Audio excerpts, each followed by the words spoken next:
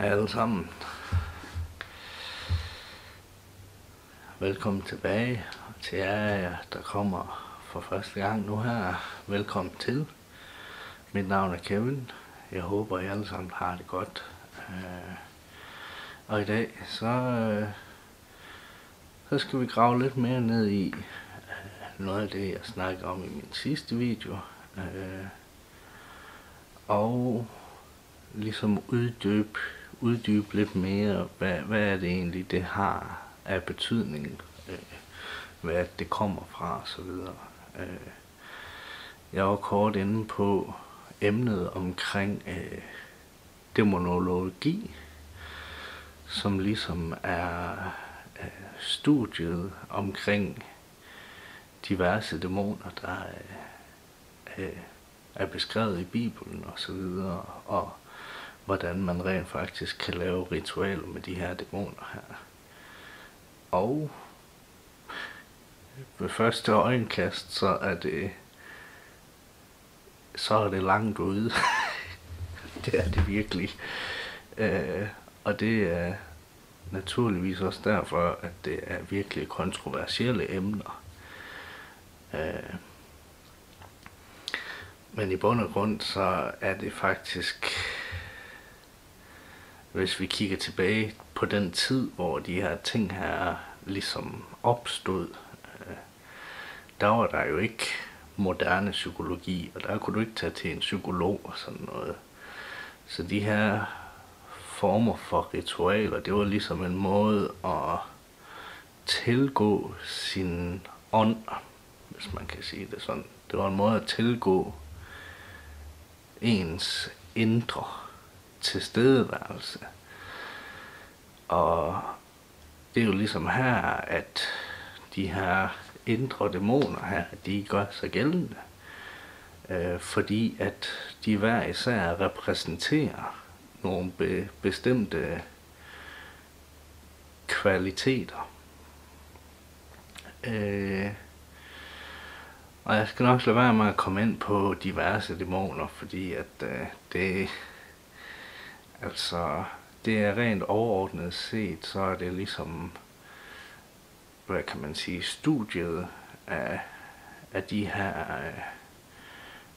hvad kan man sige, studiet af de her gamle bøger og de her gamle skrifter, som jo er meget interessant, at man ligesom kan gå i dybden med de dybeste sider af ens selv, og ligesom finde ud af, hvordan det er, at man kan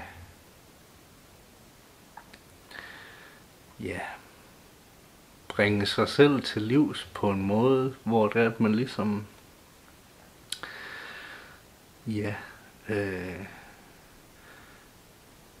tager sig af sig selv, og tager sig af de sider af sig selv, som faktisk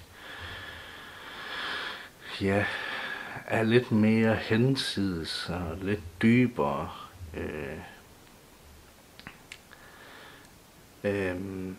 Det er sådan,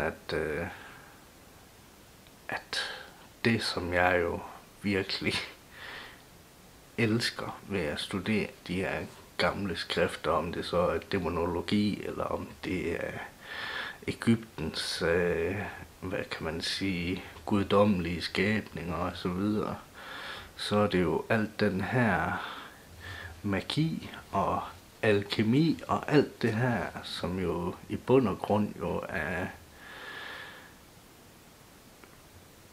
en række filosofiske tilgange til vores tilstedeværelse. Fordi at den tilgang, som vi har, den attitude, som vi har, de ting, som vi ligesom, ikke bare de ting, som vi fokuserer på, men også måden, vi fokuserer på det og ser tingene an på, det er der, hvor vi transformerer tilstedeværelsen af de her ting i vores liv. Altså, man kan gå igennem hvad som helst i ens liv, og om den samme ting kan ses på mange forskellige måder. Ja. Så det er jo ligesom i bund og grund derfor jeg studerer de her ting her. Hej Joe. Ja. Kom. Ja. For eksempel så kan jeg fortælle jer min indgangsvinkel til hvorfor det er at jeg studerer alle de her ting her. Det er jo sådan at kort tid inden min konfirmation, godt og vel et halvt år inden, der blev jeg syg, og jeg fik diagnosticeret en sygdom, som jeg skulle have resten af mit liv. Og det er i bund og grund det, som folk i dag de beskriver som irritabel tyktarm. Se, nu er det sådan i vores fordøjelsessystem, så har vi... Ja. Ja, vi skal snart vi skal snart ud, ikke godt?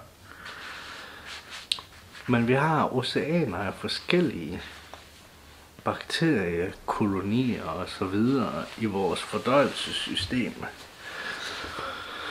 som der simpelthen, altså det er stort set umuligt for os at ligesom kategorisere det hele af alle de forskellige ting vi har i vores fordøjelsessystem. Så derfor, hvis man har en tarmsygdom, og i mit tilfælde så har jeg en kronisk tarmsygdom, så er sandsynligheden for at vi finder en kur til den sygdom i løbet af min levetid, sandsynligheden for det, den er meget lille.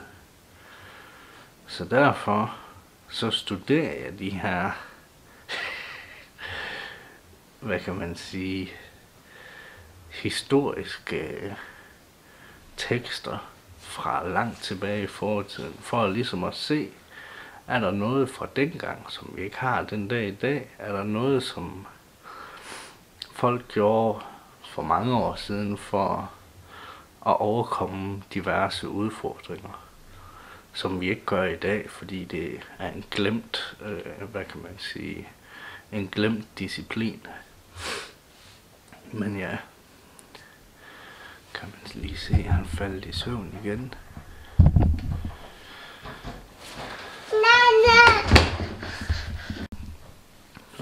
Ja, beklager. Men som et rigtig godt eksempel af noget, som jeg har lært i min søgen på oldtidens, hvad kan man sige, videnskab, så fandt jeg på et tidspunkt faktisk en bog fra, hvad er det nu han hedder?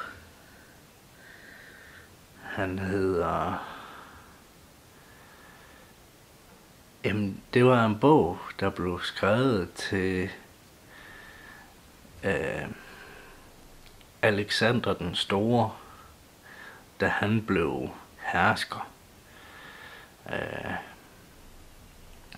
Det var en bog, der blev skrevet af Aristotle til Alexander den Store. Og det var faktisk, jeg kan ikke huske, hvad den hedder. Jeg tror, det er The Secret of All Secrets eller et eller andet. Som er en bog, der handler om, hvordan man er en god konge. Hvordan man tager sig rigtig godt af sig selv. Altså, alle de her ting her, som, hvad kan man sige, er videnskaber og visdom, som er rigtig godt for en konge at vide. Ting, som ikke hvem som helst ved, som er rigtig, rigtig god viden, som gør, at man tager sig rigtig godt af sig selv, har en sund tilgang til diverse ting, og også sådan noget som for eksempel, hvordan man spiser sundt. Og det var en bog, Aristotle han skrev til Alexander den Store. For eksempel en sjov ting, der, som jeg blev mærke i den bog, det var jo, at når det kom til at spise, hvordan han skulle spise sundt og sådan noget, så beskrev Aristoteles vores fordøjelsessystem som en brændeovn, og at man kunne egentlig spise, hvad man havde lyst til, men det handlede om, hvordan man spiste bedst muligt for at holde flammen i live i sin brændeovn. For eksempel, man drikker ikke lige 1 liter vand, før man går i gang med at spise. Det siger jo sig selv, men hele det her syn på ens fordøjelse gør lige pludselig, at ens tilgang til at spise faktisk er lidt mere overskuelig. Man ved lidt mere om, hvis vi ser på det sådan her, jamen, så ved jeg, hvis det er, at jeg gør det på den her måde, så påvirker det på den her måde. Og det er jo ret interessant at kigge i en 100 år gammel bog og se, hvordan de gjorde det engang. Hvordan de mest magtfulde mennesker fik viden omkring, hvordan de kunne leve deres liv bedst muligt og tage sig af sig selv bedst muligt. Og hvad for nogle, mentale tilgange man kunne have til forskellige ting. Og det er jo ligesom det, som jeg finder super interessant ved alkymi og fortidens magi, hvis man kan sige det sådan. Og det er også noget af det, som jeg rigtig gerne vil dele med alle jer, der sidder og kigger med. Fordi at når man kigger ind på for eksempel TikTok, eller man kigger på YouTube, og man ser alverdens videoer omkring spiritualitet og omkring magi og alle sådan nogle ting der, så kan man nogle gange godt støde på nogle mennesker, der fortæller nogle ting omkring, hvordan verden er, hvordan vi er, og hvordan tingene er, hvordan det hele hænger sammen, at det er sådan lidt for langt væk fra virkeligheden.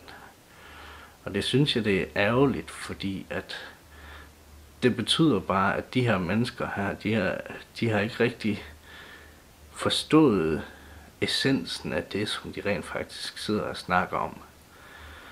Og det kræver jo, at man sætter sig ned og ligesom prøver på at afkode, det her billedsprog her. Altså for eksempel den mest velkendte bog i verdenshistorien, der handler om magi, det er Bibelen, eller Koranen, eller Toraen. De her 3 bøger her, som i bund og grund er magi i den forstand, at vi kan forandre vores verden på store, på storartede manerer,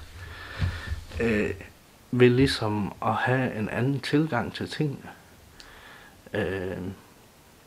Og ligesom prøve på at forhøje sit fugleperspektiv og ligesom, danne sig et større overblik og se tingene i en større helhed. På den måde, så kan vi ligesom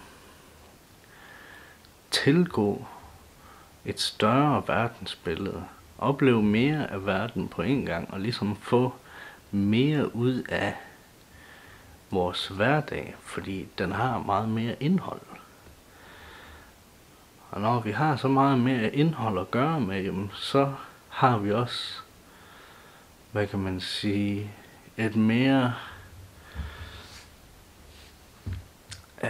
en større oplevelse, flere ting at drage konklusioner fra. Det er nemmere at sætte os til rette i en sofa, jo større den er, fordi der er flere muligheder. Og det er ligesom det, der ligesom er værdien ved at udvide sit perspektiv, udvide sine horisonter. Og en af de mennesker, Jeg bliver ved med at vende tilbage til det, men en af de mennesker, som virkelig har gjort et kæmpe indtryk på verden, jamen det er Jesus. Og jeg siger ikke, at kristendommen is the way, fordi Jesus er også med i Koranen. Jesus er også med i Toraen. Det handler ikke om, hvad for en religion du vælger, fordi i bund og grund så underviser de alle sammen det samme. Når du vælger en religion at gå ud fra, så vælger du også noget fra. Men det gjorde Jesus ikke. Selvom han er stjernen i Bibelen, altså så tror jeg ikke selv, at han vil have, hvad kan man sige, have committed fuldstændig til Bibelen, fordi Jesus han var i Tibet.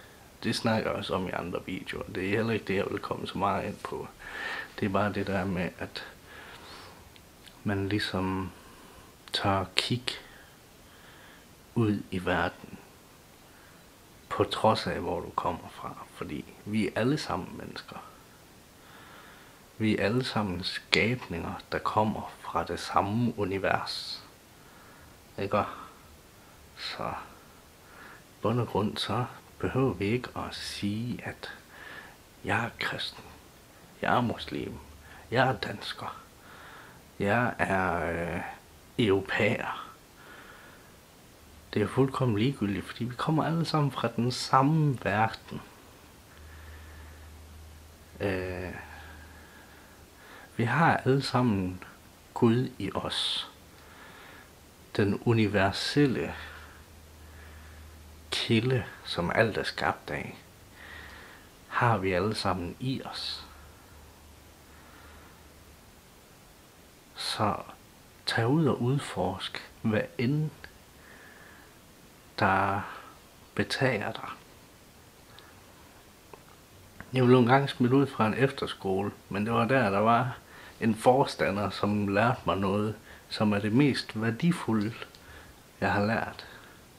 Det er at lade sig undre og betage, når livet det kommer nært. Det var forstanderen på den efterskole, jeg gik på. Jeg blev smidt ud, fordi jeg lavede ballade. Og ja, sådan kan det nogle gange gå, men det var i hvert fald en stor livslektion. Men ja, jeg skal nok sørge for at gå noget mere i dybden med nogle af de ting, jeg snakker om her på det seneste. Sådan for lige at give jer et lidt dybere indblik i nogle af de ting, jeg har snakket om til jer, som nu kunne være interesseret i de ting. Men ellers så vil jeg bare fortsætte på min rejse og dele de ting, jeg lærer med jer. Og forhåbentligvis så kan det være, at jeg inspirerer nogen af jer til at gøre det samme. Men ellers så må jeg bare have det godt, indtil vi ses igen. Og husk at passe på jer selv og passe på hinanden og holde humøret højt.